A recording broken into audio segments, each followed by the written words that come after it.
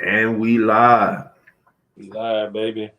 Boy, I like that jersey. I like that jersey. Man, these one of my favorite ones though, man. That diamond edition one. Man, man. Perfect segue into what we get ready to talk about first, bro. So first of all, let's start with the NBA playoffs. Welcome to episode 2. We just gonna dive right in because we got a special guest. Y'all gonna love this episode. But so let's go to the East. Playoff started since the last time we hopped on. We talked earlier in the week. Um, so we got the East. You got the 1-8 seed is Miami and Atlanta. The 2 and 7 seed is Boston and Brooklyn. The 3-6 seed is who's the 3-6? It's I went blank there. Miami? No, Miami's number 1. The Bucks and the Bulls. That's the Bucks number 3. The Bucks and the Bulls, and the 4-5 seed is whoever's left in the East. I think they play today. Who's the 4 seed? It's Brooklyn. I mean, it's Milwaukee. Then it's Philadelphia and Philly, yeah. Toronto. And it's going to be a sweep. That's why I haven't really paid attention to it because it's one-sided. Yeah, Joel Embiid for MVP. So what you think about those series in the East? My favorite one actually been the Heat series though, for real though. So far, the Heat been that's the matchup perfect to me though, you know. But of course, I'm a Tatum guy, so I root for Tatum right now. But the Heat series actually been pretty impressive, and the Bulls played pretty good the other day, so that was pretty cool. So what I saw last night was Miami should be up 3-0. Yeah, they blew it.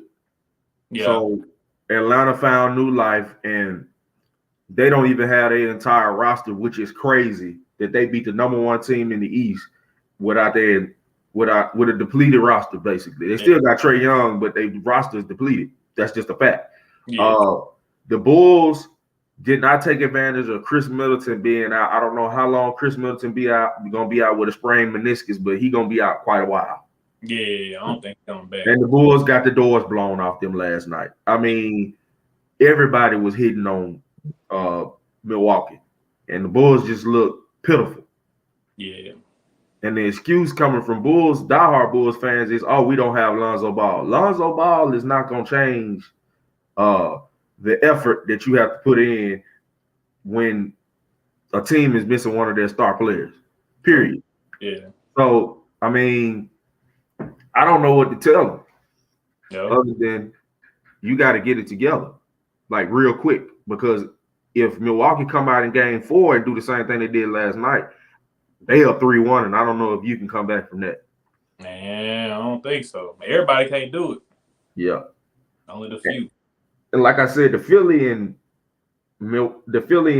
Toronto series, I mean, got the MVP over there doing his thing. He's doing what he's supposed to do, you know. And I mean, it's not really much to say. I mean, who can guard him? I mean, Siakam can probably go toe to toe with him, but I don't know anybody can actually guard him. Nah, I don't think so, bro. So yeah, that's that on that. But this Boston and Brooklyn series finna get real interesting. You know, I already know your boy supposed to be coming back, man. We gonna see what he do, man. Well, the Celtics announced that today the game is game 3 later today, and Robert Williams is gonna try to come back, which he was out with his injury. I think he tore his meniscus like a month ago. Yeah, that they said. Yeah. And Ben Simmons said he coming back Monday. No exceptions. He coming back. We'll see, man. We'll see what he do, man. So Brooklyn is at home right now, and I feel like they're gonna play better on their home court. I mean, Boston did what they had to do. They took care of home court. You know, I really feel like they barely escaped game 1. They handled business in game 2, but they barely escaped game 1. This series could very well be 1-1 right now. Oh yeah, for sure. Yeah. But Kevin Durant ain't gonna have too many bad games in a row. I just want people to do that. pretty much had I wouldn't say bad, but it wasn't his best. That's for sure.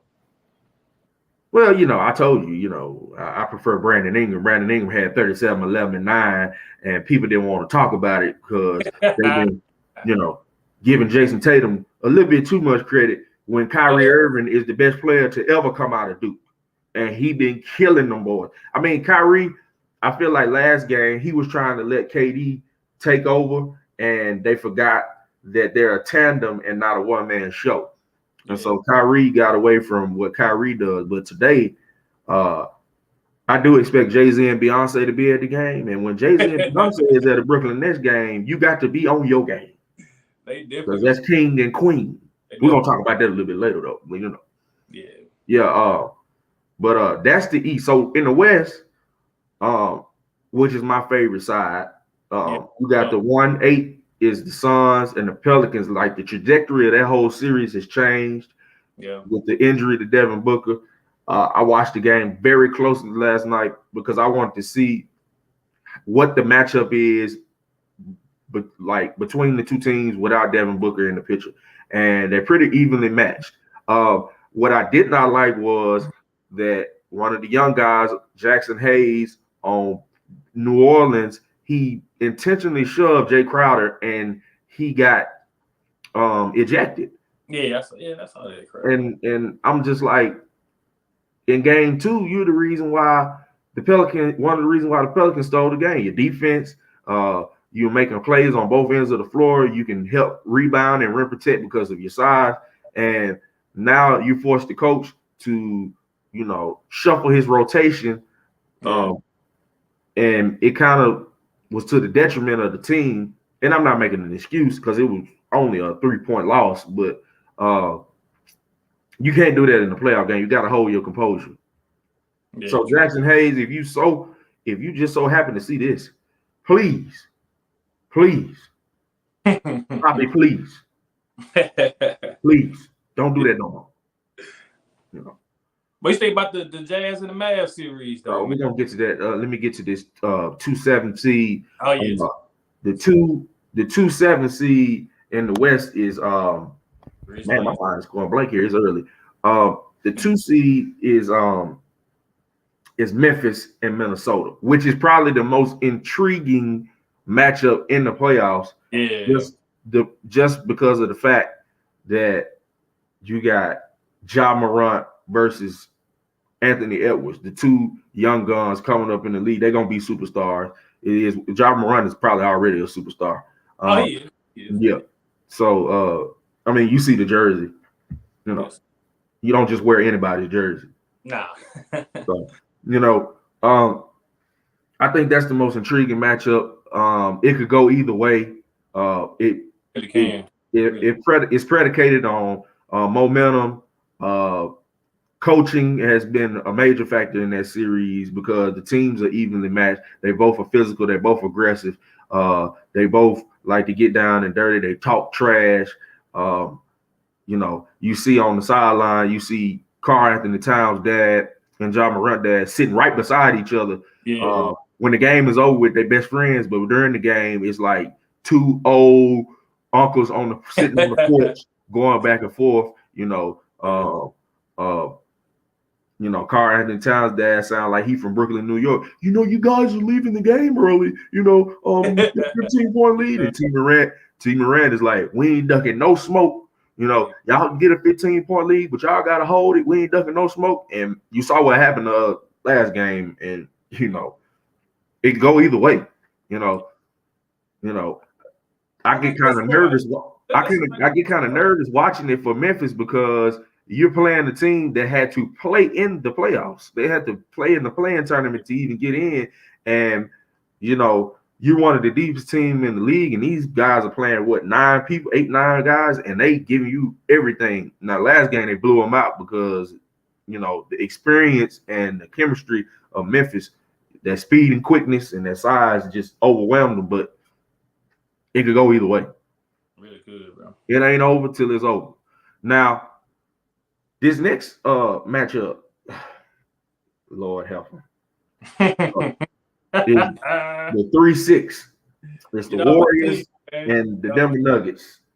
The Golden State Warriors looking like 2015, if you ask me. That's what I've been telling everybody, man. They're looking like 2015. Do not count them out. They could very well be in the NBA Finals. That's what I got, man. That's what I got. Yeah. That's what I got, man. I don't know what to say about the Denver Nuggets other than they can't stay healthy. They went from the Denver Nuggets to McDonald's Chicken McNuggets. Damn, bro, get out my team. You know, yeah, can't stay healthy. You got to eat right when you're in the NBA. Yeah. Me and my uncle were having this. My uncle that live in Chicago were having this conversation yesterday. Like, you can't be eating bull junk and expect, good results. Yeah. In your performance, you have to like take care of yourself when you're a professional athlete. You make too much money. You make 15, 20, 25. Some people make 30, 40 million dollars playing basketball. Yeah. You got to invest some money in taking care of yourself and being healthy. Unless you Zion Williamson, he just don't want to play basketball no more. He wanna eat beignets and seafood platters and Popeyes and oysters and whatever gumbo, hand grenades. Yeah. He said hand grenade. He wants everything that New Orleans has to offer that don't have nothing to do with basketball. He probably could go play for the Saints. He could be a good tight end. He could block for Jameis Winston. Then Jameis Winston don't have to worry about getting hurt. Because if you got Zion blocking for you, you're not going to be able to pass rush. Nah. But players like Jamal Murray, and Michael Porter Jr., I really don't know what's up with them, man. Jamal Murray played since the bubble. It's 2 years. Yeah. So I mean, I don't know what injury could take 2 years to heal, but I don't know, man. Well, Klay Thompson, he was out 900 and some days. He didn't play until this year. He didn't play since June of 2019. Yeah. So I think players, because the league has become so injury prone, I think players taking advantage of the fact that they can sit out long periods of time, still get paid, and just play, rehab until they feel comfortable playing. And if they don't feel comfortable playing, they're not coming back. It's just what it is. And I feel like the NBA is going to do something about that sooner or later. They got whether if they extend the season, like stretch the schedule out more, not particularly change the number of games you play, but like stretch the season out. Like instead of the season ending in June, it ends in July, or it starts earlier, or no back-to-backs, or they go back to like when we were younger. These guys only played 3-4 games a week. They playing like 5-6 games a week now. Yeah, that's true. So they cramming everything together, and you may be on though, because like in football, like let's say a dude like Cam Akers, he tore his Achilles, and they play once a week.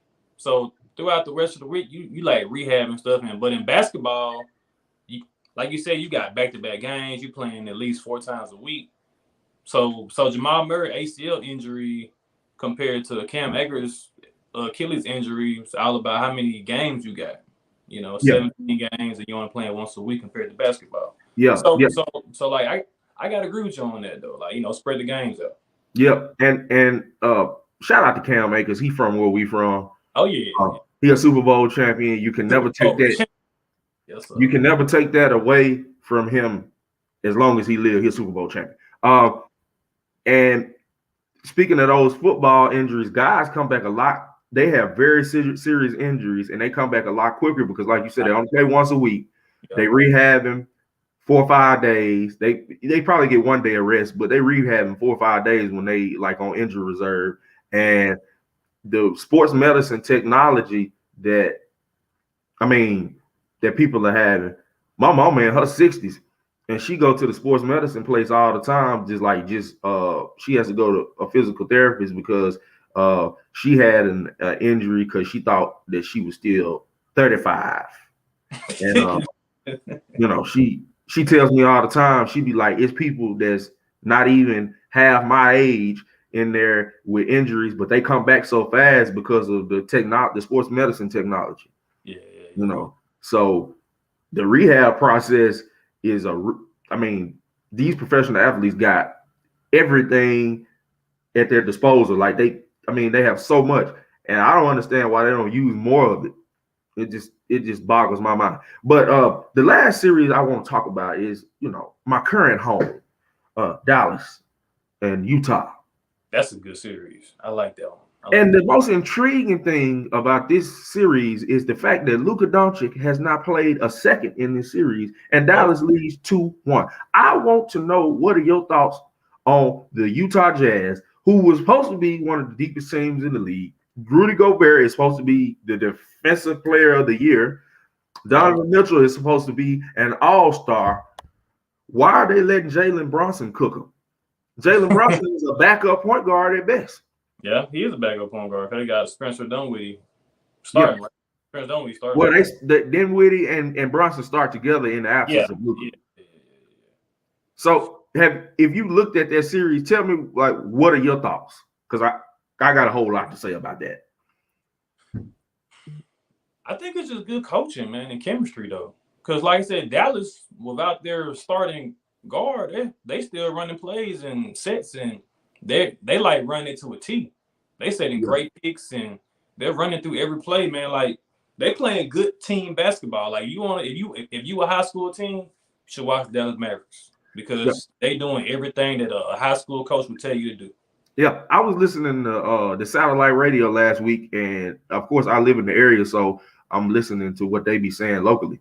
And of course, the head coach is Jason Kidd. We all know who Jason Kidd is. Growing up, he was one of the best point guard. All people around our age growing up, he was one of the best point guards in the league. Yeah. And so he went from being a coach in Brooklyn to Milwaukee, where Milwaukee was a total failure. Because when he left and they got Mike Budenholzer, they started being a playoff team and eventual NBA championship team. Yeah. But and he also was an assistant with the Lakers for a while. But what the mistake that Jason Kidd told local reporters and journalists that he made, he tried to be a coach instead of like letting players figure out what their role is. He tried to force them, like almost be like a dictator to them, like, you're going to do this, you're going to do that, instead of creating a system and then putting the players in places to where they can be successful and comfortable, depending on what their game is, and see where they fit, instead of like forcing them to do something and be something that they're not. And that's all he's doing. He's allowing Jalen Brunson to be who Jalen Brunson is, Spencer Dinwiddie. He's got all these other guys, Dorian Finney-Smith, Reggie Bullock, Dwight Powell, Davis Bertans, Maxi Kleber is like the new Dirk. You got this young kid, Josh Green, Trey Burke. Shout out to Trey Burke. He went to Michigan. You got all of these dudes that used to be college stars are on the team, and they're playing as a unit, and they're doing it without Luka and Tim Hardaway Jr. Tim Hardaway Jr. is a huge part of that franchise. So I just think that, like you said, if you're in college, you need to be watching the Dallas Mavericks because they execute. They play like a college team. They exactly do, and they have the size at every position. So you having a star big man doesn't scare them because they got size at every position. They switching everything defensively. Like that big man sucks. And they don't.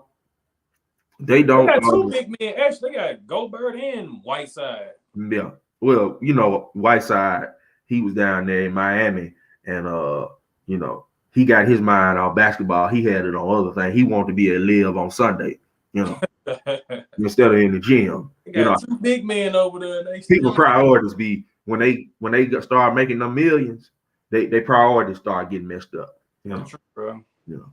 But I'm really looking forward. I think that game 4 is today, and they're in Utah. Then they come back here to get that 5th game, and then they have to go back to Utah, then come back here if it's a game 7. It's it's crazy.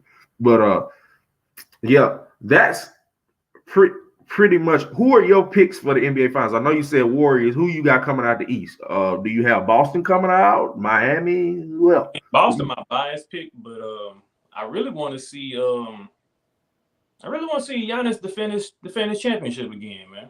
I really want to see that, man. Okay, I can respect that. After what they did last night without Chris Middleton, just Okay.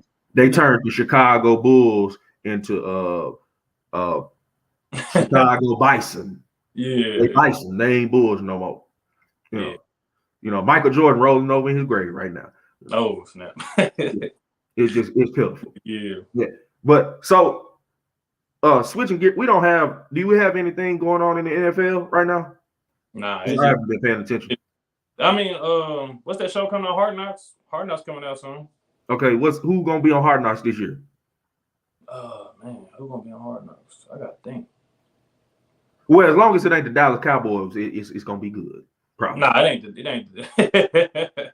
You don't like the Cow? You in Dallas though, bro? Man, I have not liked the Cowboys in my entire life.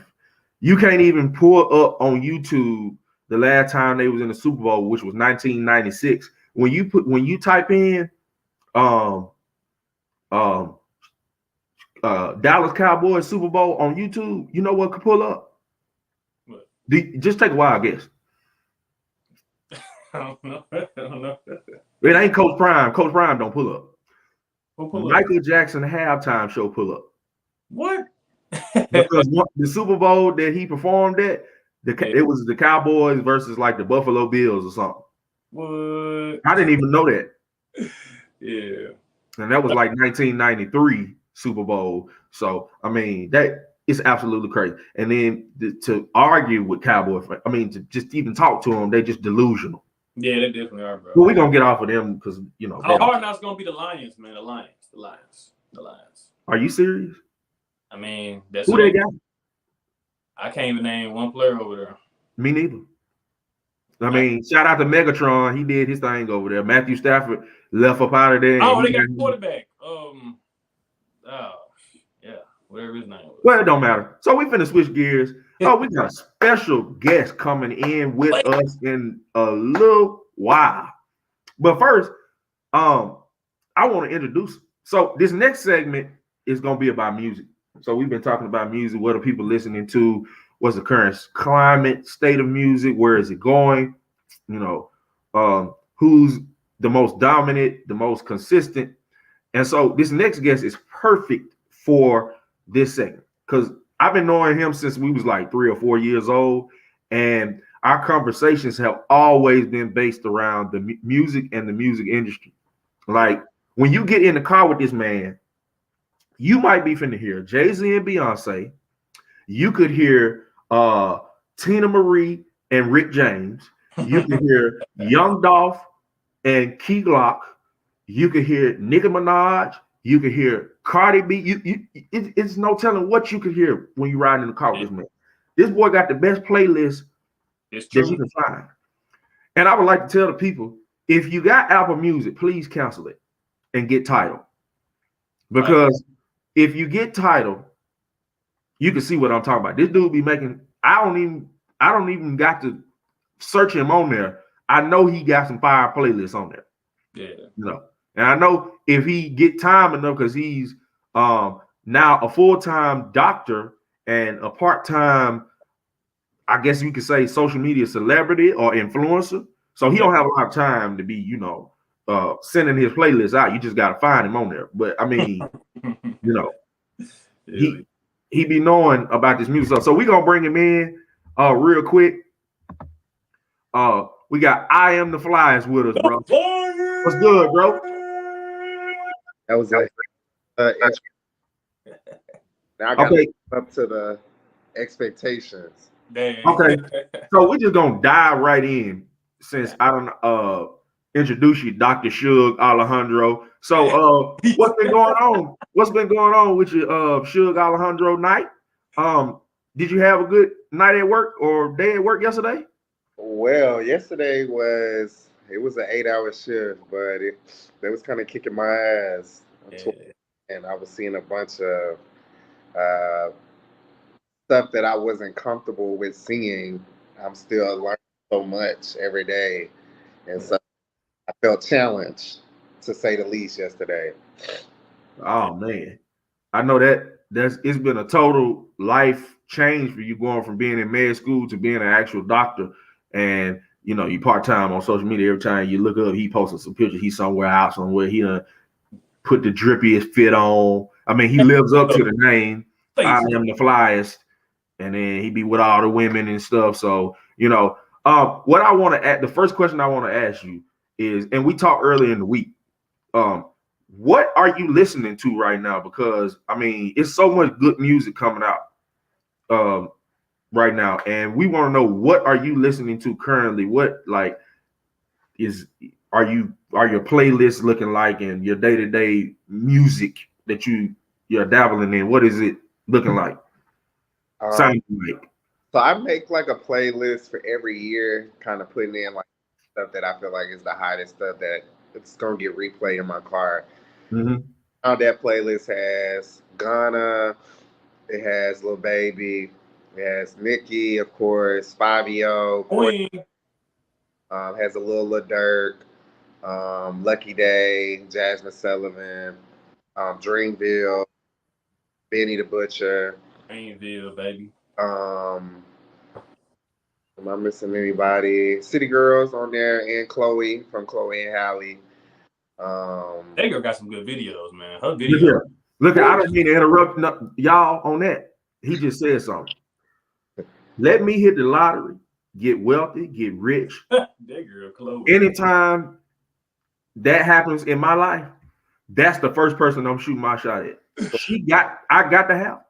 And if it come at me having to fight Ghana or whoever at the time, I'm shooting my shot.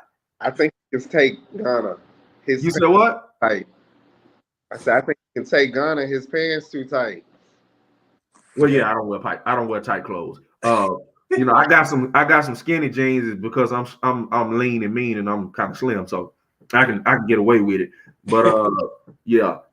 If that don't work out, SZA, Solana Rowe, I'm coming her way. Yeah. You know, for sure. You know, but them the top two. So that's a lot of good. I heard one key name that I've been listening to, and two. So I think Ghana has the album of the year so far. I haven't listened to Pusha T's album, so that Pusha fire. So please forgive me. It just came out. And Benny the Butcher is a close second for me because that Tana Talk 4, Lord have mercy. From the first song on there with J. Cole, my favorite track on that Tana Talk 4 has to be Tyson versus Ali because Conway is becoming one of my favorite rappers to listen to. When he put out his Live Makina project, that's when I like really tapped in and I was like, okay, this dude. Like he got a song with 2 Chainz on there. It blew my mind. But Benny the Butcher, I gotta check out this dude Fabio that everybody been talking about. I heard the song that he got with whoever with the Destiny Child sample. Mm-hmm. Like women been posting it on their Instagram story on the music thing when they like posted Boomerang or whatever, they'll put it like the music on there and that song been on there. So I gotta check him out and see what he's talking about. But so a little bit more about that list. So who do you think right now is running the game in hip hop? Because I think coming out of last year, coming into this year, you know, we just had the Grammys recently. I think Tyler, the Creator, is on an unprecedented run. Yeah, as a solo artist. And he just, I mean, I just read an article yesterday. He had the highest grossing tour out of like all of the hip hop tours that just ended, you know, the end of last year coming into this year. And then he has like an Amazon Prime special or something. I might have to check that out. But he did a Gangsta Grills album, Call Me If You Don't Get Lost, to follow up the Igor album that he had did before, and both of them won Best Rap Album at the Grammys. So who do you think is like about to dominate in hip hop or R&B or, you know, rap, the culture? For me, I would say you could put Tyler there. I would say Lil Baby, and then I would say J. Cole is having an impressive feature run right now. He ain't lying. Cause that song with Bia, That's on him and Bill. That man started rapping in another. Yeah, I can agree with the J Cole thing. I kind of feel like artists that have been out for quite a while are having incredible feature run. Last year was Lil Wayne for me. I mean, he had the CN Green verse. He was on Tyler the Creator's album, and he was did a couple more features. And I can't recall the names of the tracks, but it just reminded me of what he did in 2007, 2008, like leading into Carter 3 album cycle. Like he was just hopping on everybody's songs and killing it. And it's like he took us back in time. I feel like 2000, we're in 2022, but musically, like the competition and the competitiveness feels like 2002 because like artists are just really putting really good content out, and it's really like not a lot of beef. It's just like competition, and they like pushing each other to like be the best that they can be, and that's what it should be. People getting too old for that beef and gimmick stuff. Speaking So of beef, man, what about my Pooh Shiesty, man? I like him, man, but I think he ain't coming back, man. well, he said, I'm really shiesty in one of his songs. So, that's it for me right there. And I like him, man. I like Pooh Shiesty, man. he gonna be another Bobby Smurder. Yeah, I like Pooh, man, but I don't think he coming back, man. Yeah, I like all the young killers, but you just gotta be smart. I mean, I like NBA Youngboy. That's another cat who got, man. Talking about records and numbers, he killing everything right now. Yeah, I like the young cats. I listen to a lot of Dirk and Vaughn, rest in peace Vaughn, Pop Smoke, rest in peace Pop Smoke. I mean, I don't really care about the rap beef at the end of the day because I don't get involved in artists' personal life. I listen to all of them. Quando Rondo is somebody that I've started listening to. I'm YSL. That's like my favorite label.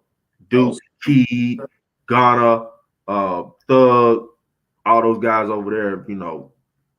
That's just Young Stoner Life Records. That's just what I rock with right now, for the most part. And I'm always gonna be Maybach music with Meek and Ross and Wale. So, yeah, that's what we want to know. What were you listening to? So switching gears just a little bit. So this next segment is usually based around HBCUs. We don't have a lot of news right now. I did find out about Shiloh Sanders at Jackson State. He did have an injury, but they said he will be ready for the season, hopefully. So we want to get your take. What do you feel, being we're all from the same area, Jackson, Mississippi, and the surrounding areas? What do you think about the current climate and state of HBCUs as in relation to sports? You got Coach Prime at Jackson State, Hugh Jackson at Grambling, who's a former NFL head coach, Eddie George at Tennessee State, and then you have other guys that are getting involved with HBCUs around the country. What is your take on that? I think definitely HBCUs are getting more exposure. I would say it felt like the culture like kind of made a move when that guy said he was going to go to Howard play basketball. I feel like that was like the tall guy. And then you had like Percy Miller's son said he was going to go to TSU, and Dion coming to Jackson State. I feel like it's major. Like Jackson State, the money, I think just from Dion saying he was gonna come to Jackson State, I think Jackson State made like $10 million off the publicity in like the first month or something like that, 2 weeks to 4 weeks. Yeah. And now you got Jackson State talking about now building their own stadium and where they gonna put it. So I feel like when you look at football, definitely we're seeing it on ESPN. I'm seeing Jackson State games on ESPN because of prime time. And then look at basketball. You see Amisha Williams, that's from Mississippi that went to Jackson State. They balled out. They was actually really good in the tournament. And almost won. And went a little further. Now she got drafted, in the third in the WNBA. So I feel like HBCUs are getting more and more exposure. Didn't that girl from Jackson State go to Mississippi State first, if I read that correctly? If she went to Mississippi State, um, And this is a perfect time to say that Fly is a graduate of Mississippi State. He went to did you go to the University of Mississippi, like not Ole Miss, but it was like for grad school? yeah, Um fuck Ole Miss. Yeah, what he said. Yeah. and so he went to Duke for a little while. I mean, boy, Duke. He a Dookie. this dude went to Meharry in Nashville, which is one of the best medical schools in the country. Yeah. And so, he's seen both sides of the spectrum, the PWI and the HBCU. And so, when being from Jackson, Mississippi, and being able to say that, he went to a historically black university and a PWI, that's monumental. And, he a doctor, so, he had to do that, But, yeah, I think I read an article like the first full year, the state of Mississippi, the city of Jackson, Jackson State, and the athletic program at Jackson State made like a total of like around $90 million in revenue the first full year Deion Sanders was at Jackson State. That is unprecedented. Yeah. And if Jackson State is really going to build their own stadium, which I don't know where the hell they're going to put it, because the first thing that I think about is where people going to park if they put it on the campus. The campus is already surrounded by the hood. Unless you're going to knock down and demolish stuff, I don't know where they could put it, but, that's for them to figure out, not me. But I think Metro would be a good spot.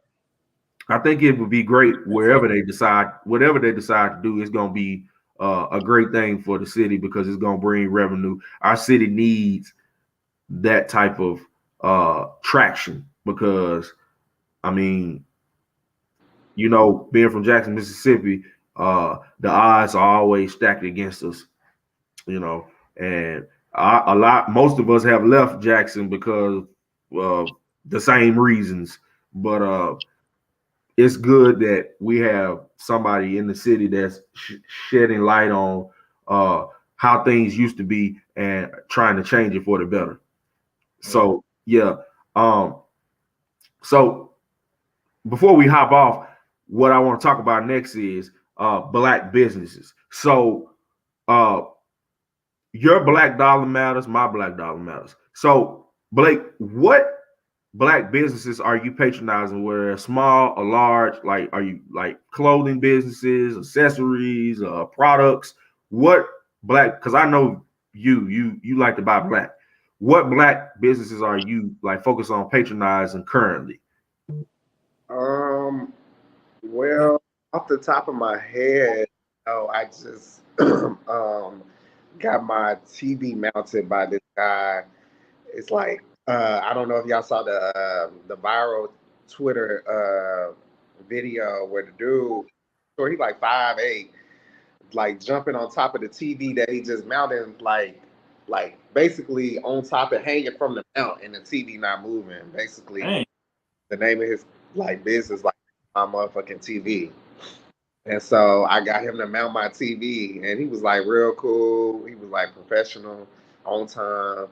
And so that was one person recently that I patronized, and like he did a good job. Yeah. And then I would say clothing. Mifflin is a company that I found out that was black owned, and they do like nice little sweaters and sweatshirts. And then I got me a bag from them, like a saddle, like little crossbody bag.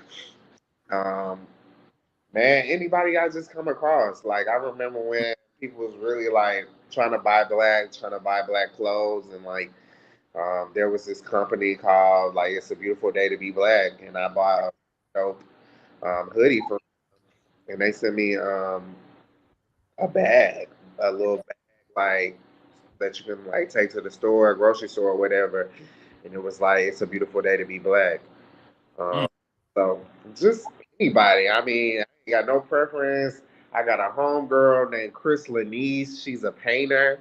That I've gotten like painted before from her.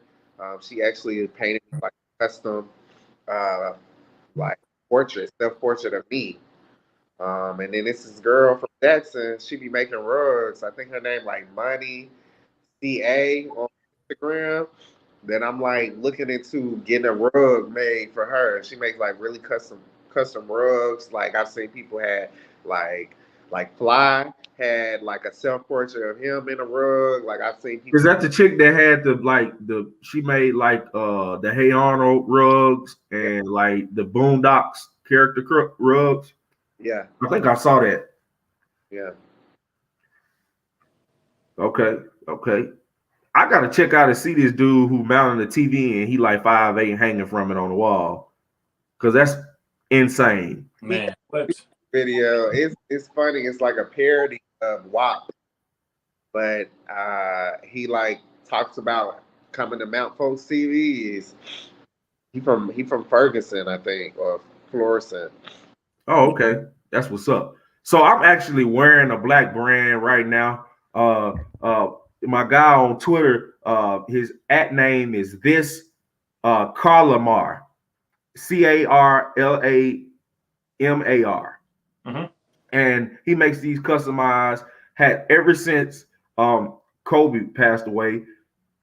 He's been doing these like tribute hats, and so the one I have is a tribute to Kobe and Gigi. I showed it on the first episode, and I wear it all the time. And he has several other ones like the different like Laker colorway jerseys. He has like hats for like when Kobe threw out the first pitch at the Dodgers games, when he was in the McDonald's All American. It's all on his page, and uh, I want to get him on and like talk one time about how he got started, but he does like tribute hats and he does other like phrases and things he's created with his brand, but the base of what he's done, and it's been, I mean, guys all over the NBA have bought these hats. I know D Wade has this actual hat and he wore it to a game. Shout out to D Wade. He's like part owner of the Utah Jazz now. Kyrie Irving has this hat. He wore it. I think Anthony Davis has it as well. But a lot of guys around the NBA have bought his hats. I think Anthony Edwards just copped a few. But everybody loves Kobe. We have a phrase, everybody but Kobe, garbage. Is it So, true? Dude told us that Michael Jordan was garbage when it came to Kobe. So we keep his memory alive. Man, GG. And we try to support black businesses. Yeah. But we done gone over 43 minutes, guys. I think it's time to wrap this thing up. We don't want to hold the people too long. Blake, we appreciate the presence of I Am the Flyers on the Mack and Made pod. We really appreciate your time. Like I said, we're gonna be having more special guests, in the future. In the near future, we might have a special guest next episode. It just depends on how schedules go. But bear with us. We were trying to bring episode 2 earlier in the week, but we had some technical difficulties. We will not be having those anymore. So like, subscribe, view this channel. We will be bringing more content. Blake, we appreciate having you on. Your dialogue was great today for us. When we have people on like you, that runs the views and the clicks. That's clickbait. So we appreciate it. So Appreciate until next time, y'all enjoy the NBA playoffs. Enjoy that new Pusha T album because that's what everybody's talking about. Yeah. And we will see y'all next time. Peace. Peace. Peace.